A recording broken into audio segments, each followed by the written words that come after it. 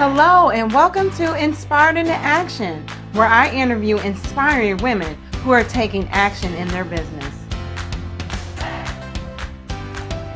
Don't forget to subscribe to my YouTube channel.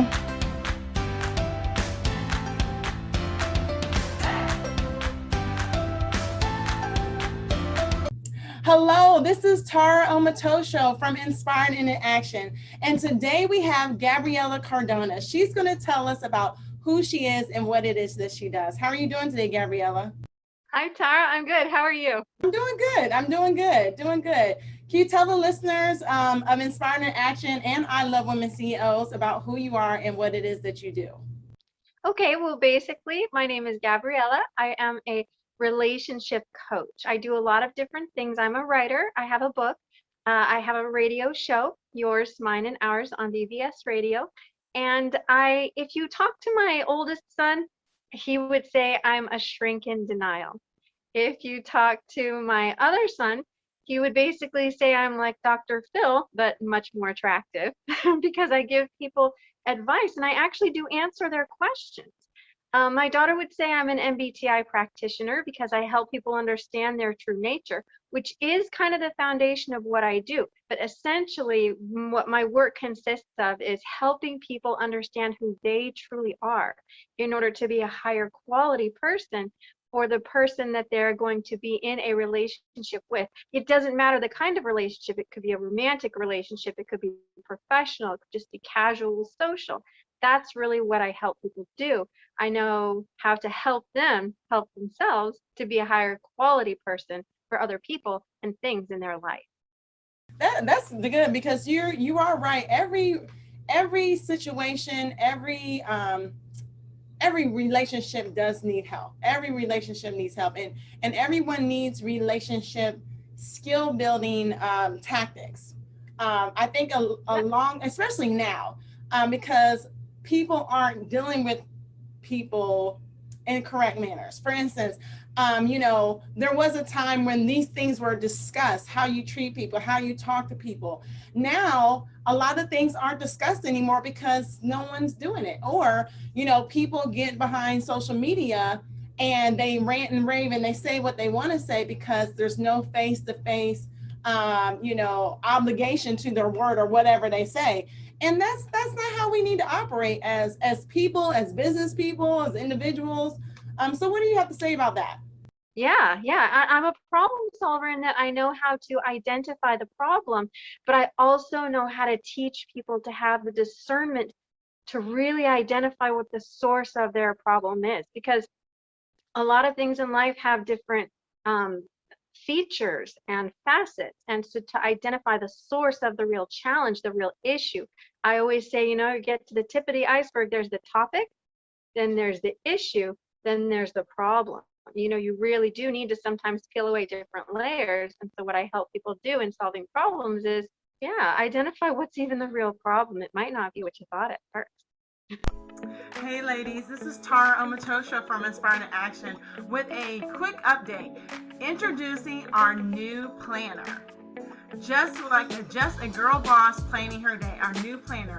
Make sure you get it. It's on our website at I Love Women CEOs or inspiredtoaction.com. And also we have an affirmation journal. It says making lemonade out of the sour things in life. This is an affirmation journal that you can write all your affirmations in there and go over them every day so you can make sure that you are affirming those things that you want in life. Also, check out our t-shirts, Minding My Women-Owned Business, and we also have our I Love Women CEOs t-shirts on the site. So make sure you get your merch today. Thank you, guys.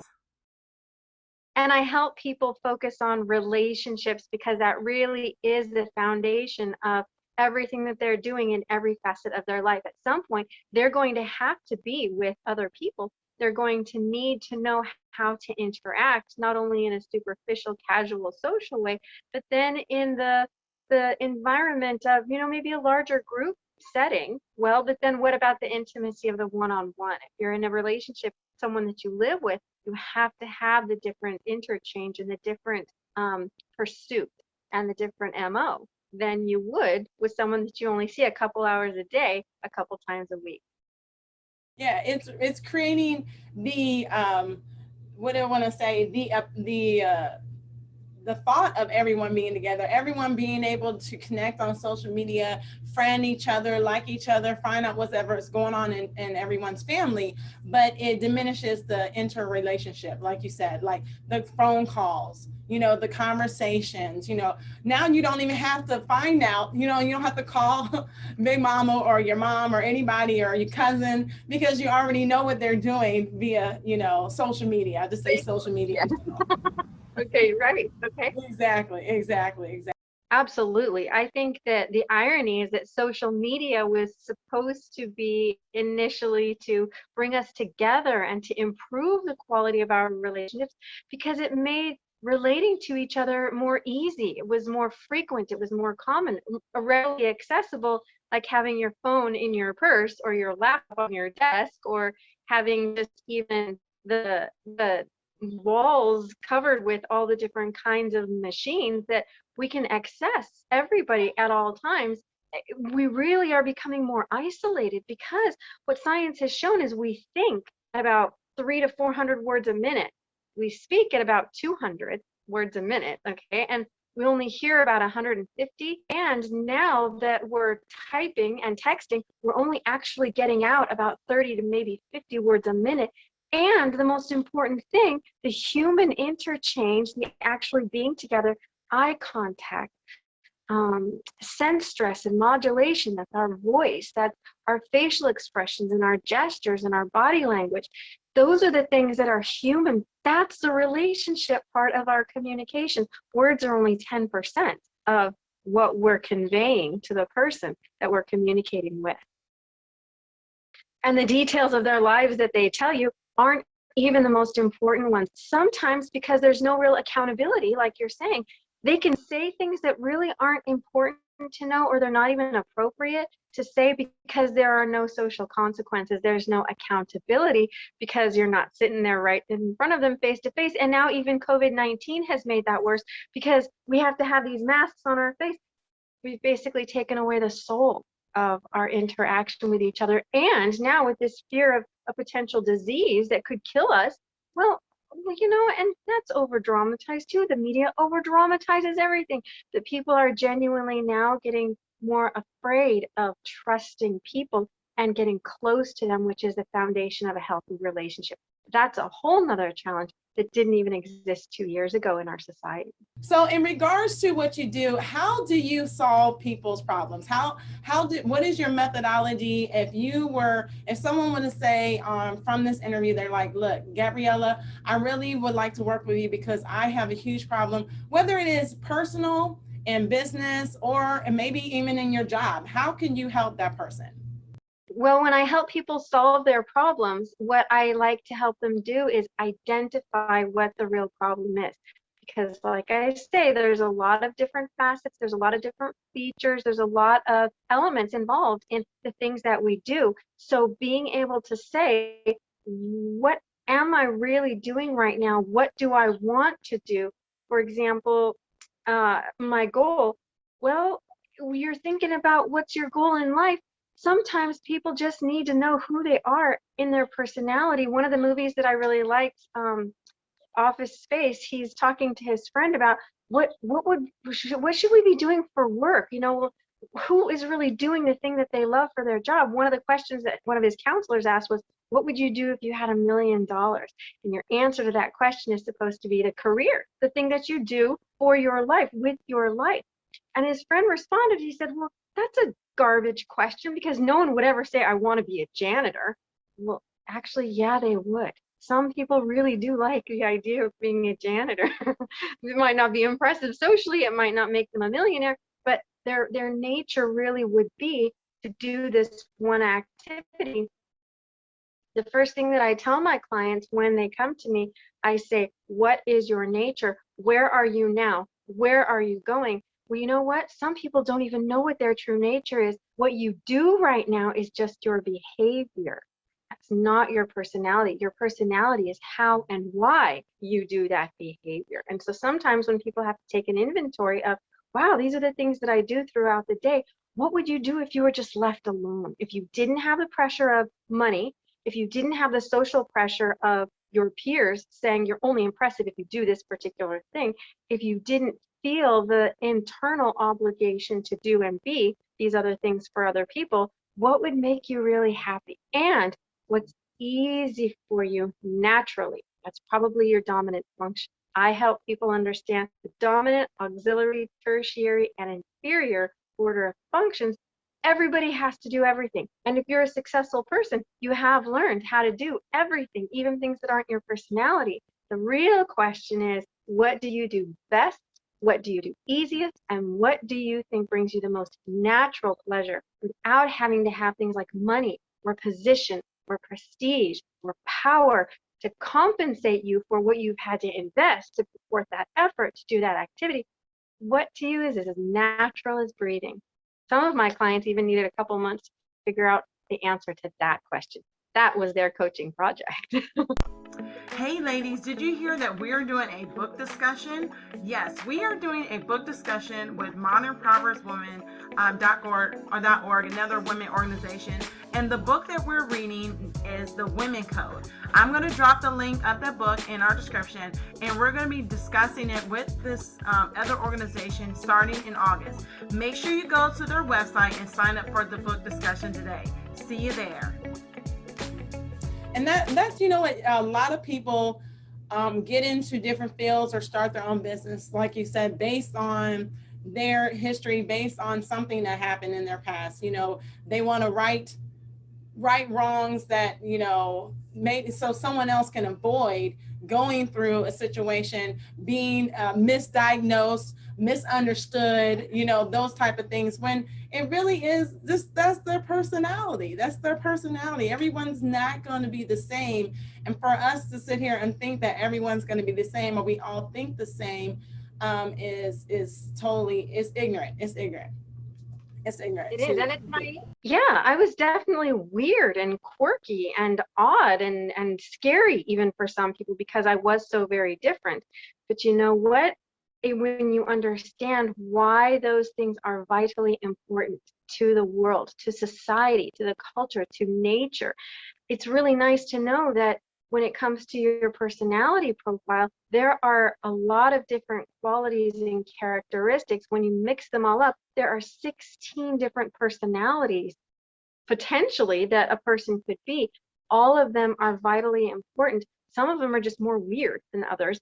They do the different things that are essential to the survival and the success of humanity. And so when you think about what's going on with your partner, you can say, well, you know what, if I did that thing, it would be because I was thinking and feeling this. Well, you know what, that exact same behavior in a different personality means something totally different. And one of the things that I like to say, an example that I like to give, because I profiled all of my children when they were about 18 months old, I had their profile down. One behavior from 3 different people could be 3 different things. What would you say if your kid came up to you and said, Mommy, can I play with the matches while you were doing the dishes? Okay, well, you know what? I'll tell you something. My oldest son, if he ever said to me, can I play with the matches? That would mean I need to stop washing the dishes. I need to give him my undivided attention, and I need to figure out why he's considering burning our house down. Okay, my daughter, very different personality. I would keep washing the dishes and saying, okay, honey, you know what? Bring me your friend. I know that you really want me to say no to your friend for you because you're scared that your friend's going to get mad if you say no to playing with fire. You need to get better friends, but I'll go ahead and I'll be the bad guy for you this time. If my other son, my ISTP son, said, can I play with the matches? And he was 4, he would absolutely mean, I really want to burn something down. My question would be, is your room clean? And show me under the bed. I want to see under the covers. Wow, great. I'd go back to washing the dishes and say, go ahead and use the big ones on the top of the refrigerator in the box. And as soon as I'm done drying up the dishes, we'll go out back in the backyard and we'll burn something that smells really good. You need to know the nature of the person that you're with, because that will equip you not only to be with them, but to connect with them and to have a healthy, symbiotic relationship that's good and proactive and healthy for both of you. And the thing is, who defines really what weird and quirky is? I mean, you know, all of us have little things that we do. I mean, if someone was looking under a microscope, under even the people that are watching or under me, they might think that like, that's really odd that you do it this way. I mean, I remember when I first got married to my husband, you know, we didn't do things the same way because we came from two different households. So what I might have done seemed weird to him, and what he might have done seems weird as well. But as you get to know each other and you get to know each other's personality, maybe you get to know each other's behaviors. How about that? Because there's a lot of couples that don't know each other's personality, and that's probably why they end up in divorce because they never took the time, to learn each other's personality. All they did was like the behaviors. They liked the way this person made me feel, so therefore I'm going to marry this person, but didn't take the time to run and to find out personality. So with that being said, who all do you work with? Who is your clientele? Okay, well, currently, let's just start from the beginning. I started out as a coach, and a lot of people were saying, this is great information. You need to give presentations. So I did. I needed to, one person at a time is like saving the Titanic with a teaspoon. You can't really do that. So I started speaking to groups, and they said, no, you got to put this information in a book form. So I published my workbook, which is basically my coaching program for people to do it themselves. But then a lot of people were saying, well, you sound really good. You look really good. You need to do the MP3. You need to have a recording so I can listen to it while I have my drive home from work and to work every day, because I can think about it while I'm driving. People don't like to read. They just don't. So, but people said, well, you have a great voice. Why aren't you on the radio? Why aren't you on TV? So I got a radio show. My radio show is on Wednesdays on BBS Radio. It's called Yours, Mine, and Ours. And I have people call in. If you want to ask me questions, I'm like Frasier. After 15 minutes into the show, I open up the lines for people to ask me questions. But now what I'm going to be doing, because of COVID-19, everything is changing in the industry. Everything in every industry is changing.